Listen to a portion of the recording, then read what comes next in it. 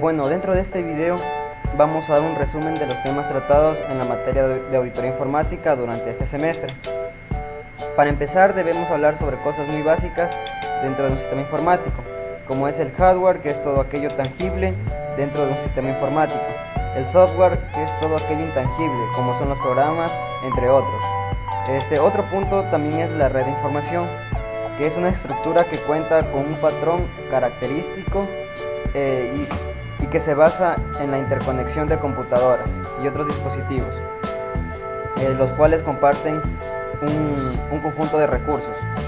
La seguridad de información consiste en todos aquellos mecanismos que se utilicen para garantizar la confidencialidad y confiabilidad de la información, como son el uso de antivirus y otros programas que nos ayuden a mantener una seguridad dentro del sistema informático. Otro punto es la base de datos, la cual es un conjunto de información relacionada que se encuentra agrupada y estructurada.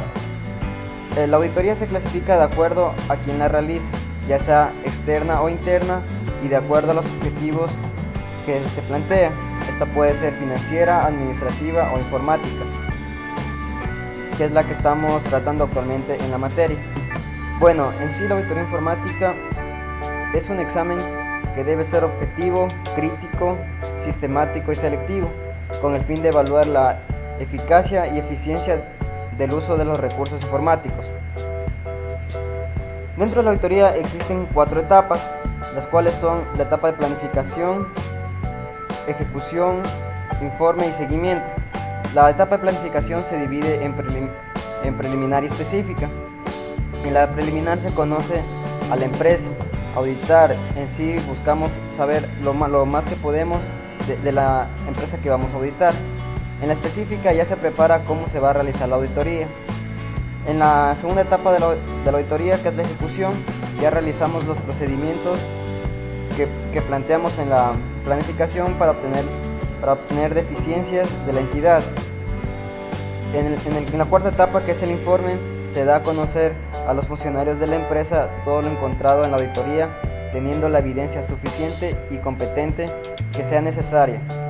Y en la etapa de seguimiento, es la cual se verifica que las recomendaciones dadas a la empresa se hayan cumplido. Dentro de la auditoría hay que realizar un control interno, el cual, según el informe COSO, son las normas, procedimientos, prácticas y estructuras organizativas que brinden seguridad razonable para cumplir con los objetivos de la empresa, ya que nos permiten corregir, prevenir o evitar posibles errores dentro de la entidad. Aquellos controles se clasifican en preventivo, detectivo y correctivo. El preventivo es en sí el control más caro, ya que este es difícil de utilizar, por lo que se busca evitar los errores antes de que sucedan. Los controles detectivos son aquellos que después de que sucedió el error permite ser detectado, y los controles correctivos buscan que el error que se detectó sean corregidos de una manera oportuna. Los controles básicos aplicables a todo procedimiento o actividad se refiere fundamentalmente a 4 controles, los cuales son procedimientos de autorización, que buscan asegurar que solo las transacciones legítimas sean realizadas dentro de la entidad. Los procedimientos de registros, estos nos dicen que toda operación realizada en la empresa deben ser registradas oportunamente en el momento de que se realizó la transacción o la operación.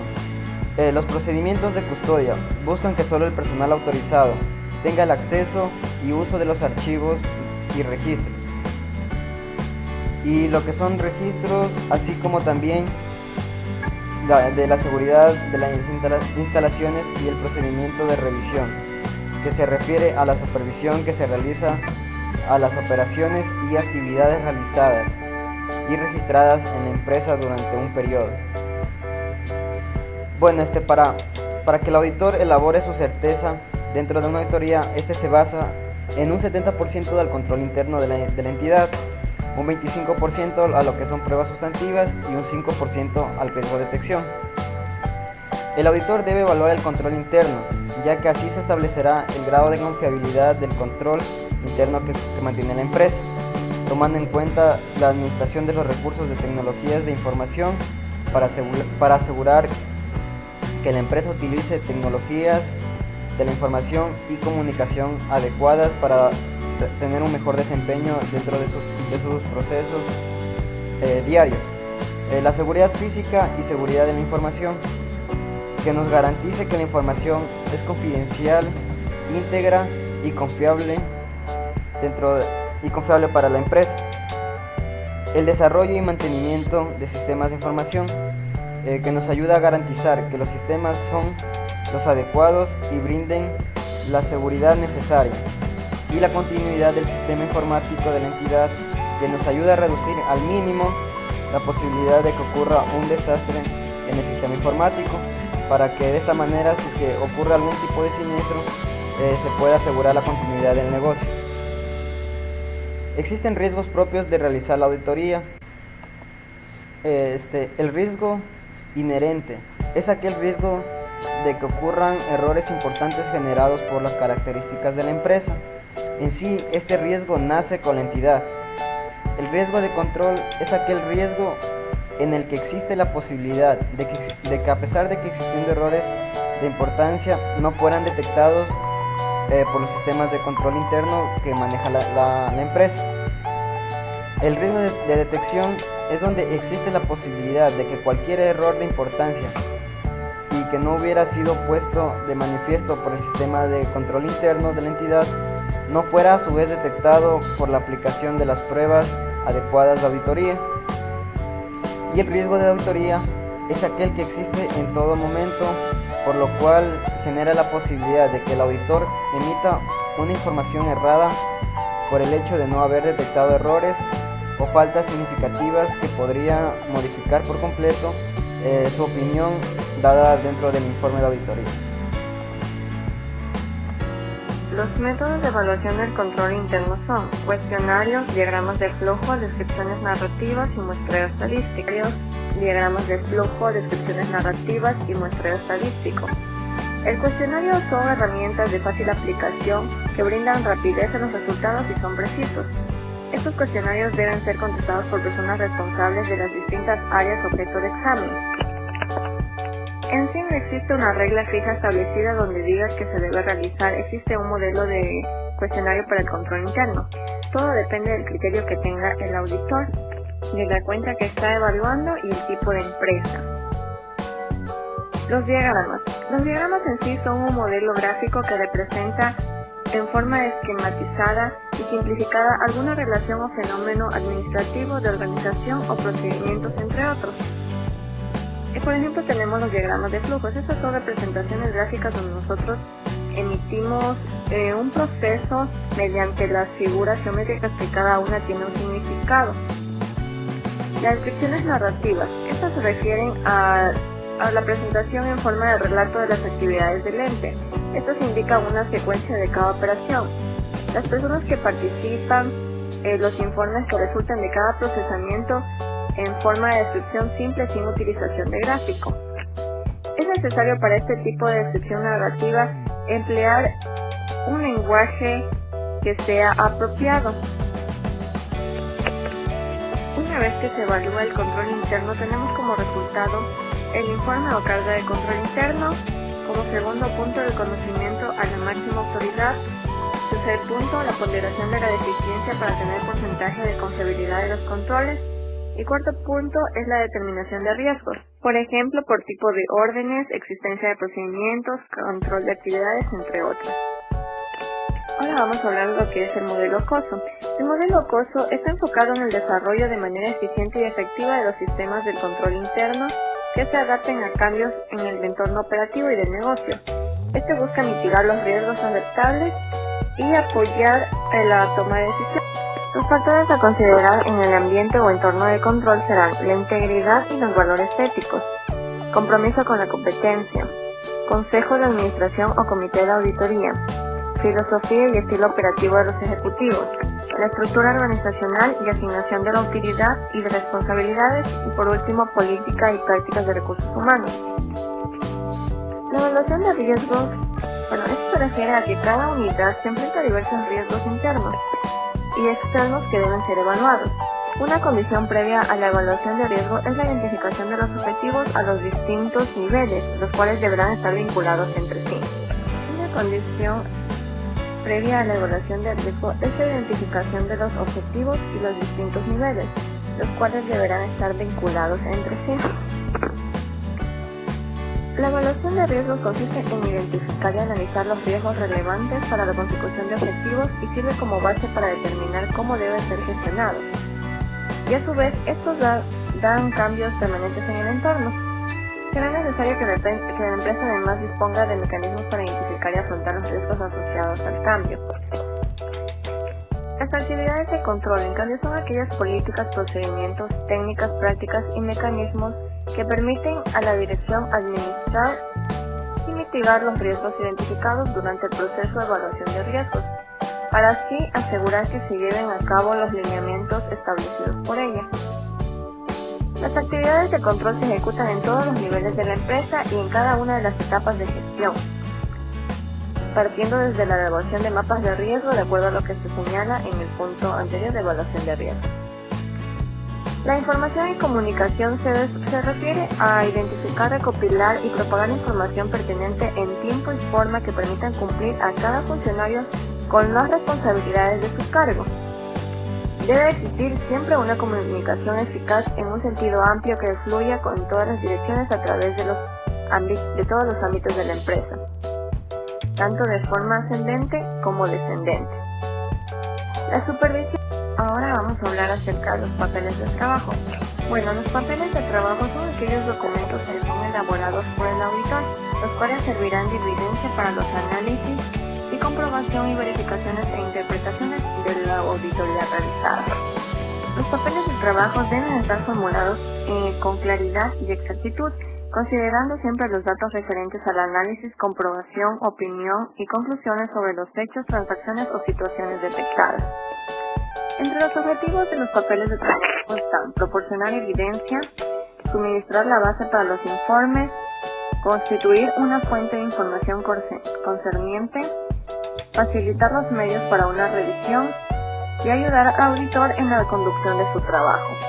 Las características de los papeles de trabajo son: primero, deben contener índices, marcas y referencias adecuadas y resúmenes que sean necesarios. Segundo, deben estar fechados y firmados por el personal que los haya preparado. Tercero, deben ser supervisados e incluir constancia de ello. Cuarto, deben redactarse con concisión, pero con tanta precisión y claridad. Quinto, deben de ser pertinentes, por lo cual solo deberán contener información necesaria para el cumplimiento de los objetivos de auditoría. El archivo permanente se refiere a la información de la empresa a auditar, como por ejemplo aquí se puede detallar lo que es misión, visión, objetivos, la estructura organizacional, aquellos reglamentos que posea la empresa.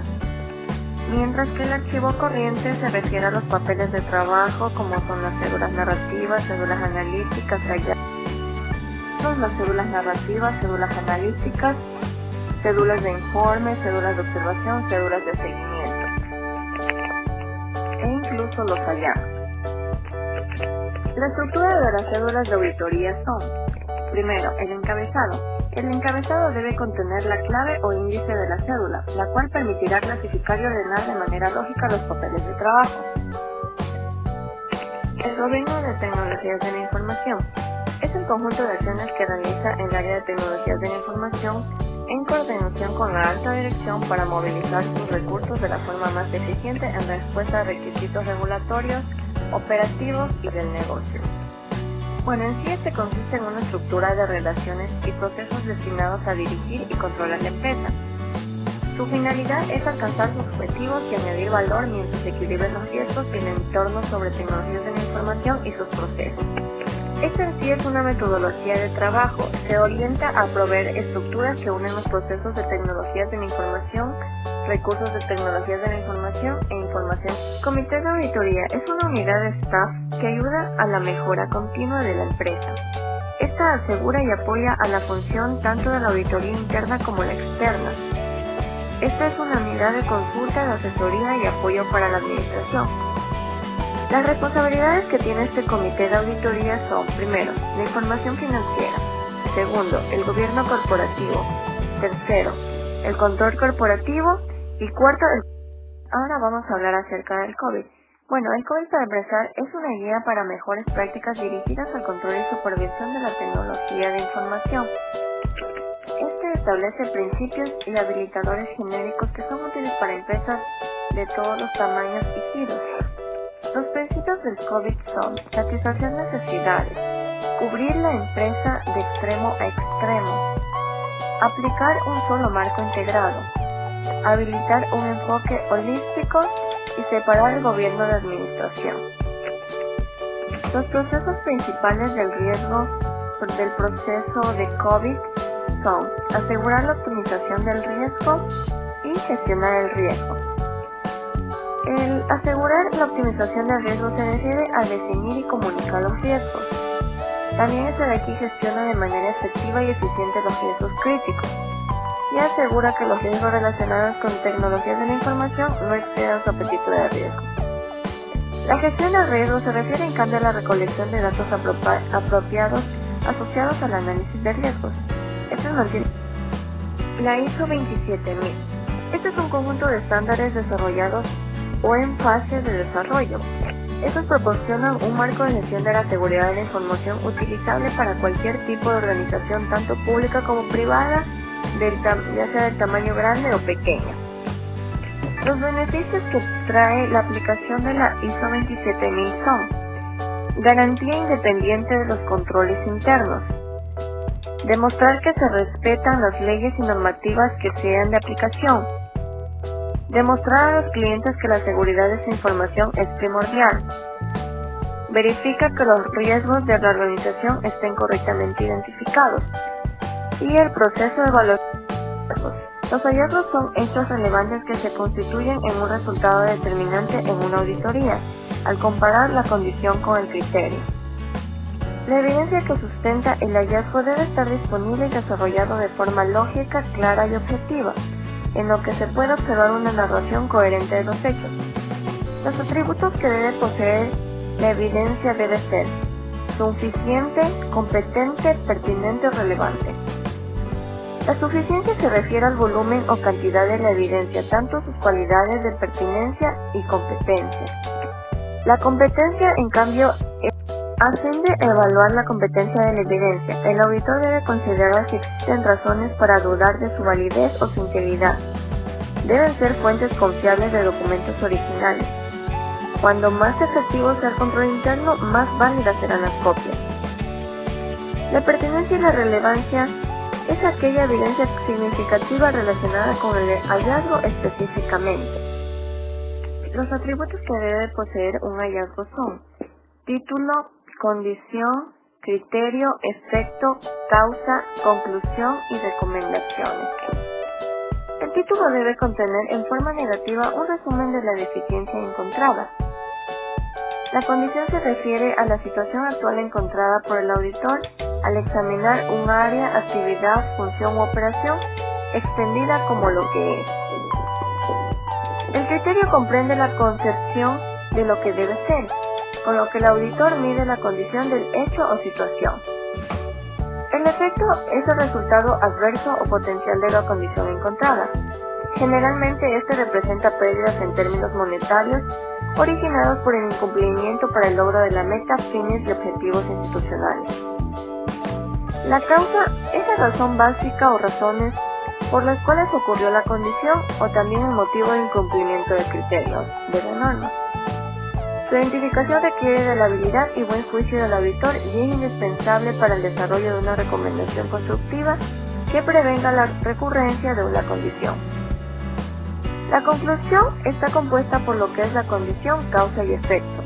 Y por último, la recomendación o recomendaciones, que esta está basada en contrarrestar la causa dirigida al personal que pueda solucionar el problema.